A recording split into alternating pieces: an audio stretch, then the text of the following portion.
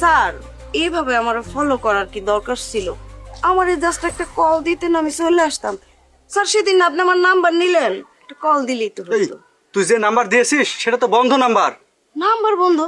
তাইলে মনে হয় মোবাইলে চার্জ ছিল না স্যার। সারাদিন কত কল আসে বুঝেনি তো। এই বলে স্যার। চুপ থাক, একটা কথা কবি না, থানায় চল। থানায় যাব?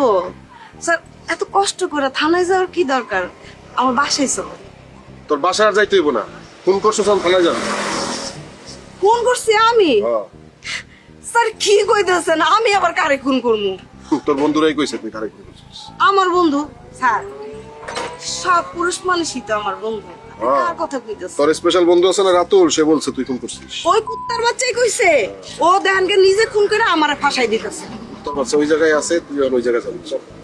স্যার থানায় যাব। আরে চল, ও তোর সাথে কথা বলবে। ও সিসা ডাকছে, তাইলে তো যাইতেই হয়। চলেন স্যার। চল, চলো চলো।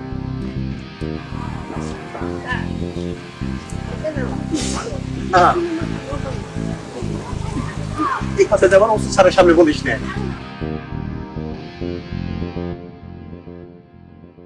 শোন, তোকে আমরা এখানে নিয়ে আসলাম তোর সুন্দর চেহারা।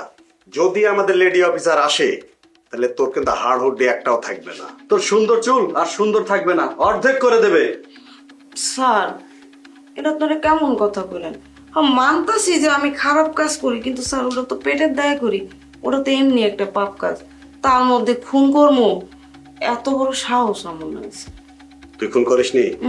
এমনও তো হইতে পারে তোর কাছে রাত্রে ছিল, তুই মেরে বাইরে ফেলে দিয়েছিস। না স্যার, আমি কেন খুন করতে যাবো স্যার? শোন, আমরা মিষ্টি মিষ্টি কথা বলছি, আমাদের স্যার আসলে কিন্তু খুব কড়া ভাবে তোকে কথা বলবে। স্যার আমি বলছি তো তুই স্বীকার করছে? স্যার না, তো স্বীকার করে না। কিছুই বলে না স্যার। এই সমস্যা কি? তোর সম্বন্ধে সকল রকম ইনফরমেশন আমরা জানি, তুই যে খুনটা করছিস সেটা আমরা জানি। ভালো ভালো স্বীকার কর। স্যার যে আপনারা বলছে আমি খুন করছি, সে ডাহা পড়া মিশা আপনার। স্যার আপনি সবসময় মন ধমকে কথা কোন কেন? খারুসের মতো কথা কন, একটু হাসা কথা বলতে পারেন না? আপনি জানেন হাসলে মানুষের মন প্রাণ সব ভালো থাকে। এই স্যার সিরিয়াসলি কথা বলতেছে তোর সাথে। স্যার আমি কি স্যারের লগে ফাইজলামি করতেছি? আমিও তো সিরিয়াসলি কইতেছি আমি খুন করি নাই। স্যার যে আপনারা কইছে আমি খুন করছি, তারে যায়া ধরেন, দেখবেন সত্য ঘটনা বাইরে হইবে। এই একটা কথা কবি না, এট এ টাইম তোর কাছে দুইটা ছেলে গেছে, বের হওয়ার পর তারা খুন হয়েছে। এই খুনের সাথে তুইও জড়িত, তুই জানিস কিন্তু তুই স্বীকার করতেছিস না। আচ্ছা স্যার, ওরা যে আমার রুমে গেছে, রুম থেকে যখন বাইরে হয়ে গেছে, বাইরে কি হয়েছে এটা আমি কেমনে কমু? হ্যাঁ আমার কাছে তো ভালোই আছিল। তো স্যার ওই রাতুলে কইছে না ওরা তো বন্ধু আছিল, দেখেন অগর মধ্যে যদি কোনো শত্রু মেয়ে থেকে থাকে, ও তো খুন করতে পারে, খুন করে আমার ফাঁসাই দিতে পারে। এবং সে আসল কথার মধ্যে তুইও আছিস, তুই স্বীকার করতেছিস না। শোন, তুই যদি স্বীকার না করিস, আমাদের লেডি অফিসার আসবে, তোর নাকে মুখে দিয়ে গরম পানি আর গোলমরিচ ঢুকাবে, ঠিক আছে? আর তোরে দড়ি দিয়ে ঝুলে তোরে পিটাবে। সেটা ভালো নাকি তুই স্বীকার করবি এটা ভালো, কোনটা? স্যার আপনি একটু বোঝান না স্যার, আমি সত্যি কইতাছি। আচ্ছা স্যার, আমি যদি খুন করতাম তাহলে তো আমি পলাই যেতাম। আমি কি পলাইছি?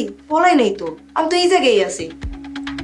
সব খুনিরা পলায় না, তারা খুন করে মনে করে যে কেউই জানে না, তারা সবার সামনে ঘুরে বেড়ায়। কিন্তু পুলিশের চোখ ফাঁকি দেওয়া যায়, তুই ফাঁকি দিতে পারিস নাই। মিনু সাহেব, এভাবে হবে না, লেডি অফিসার ডাক দেন। চল যা। স্যার চল, তোরে ভালো ভালো জিজ্ঞেস করছি, তুই স্বীকার করবি না।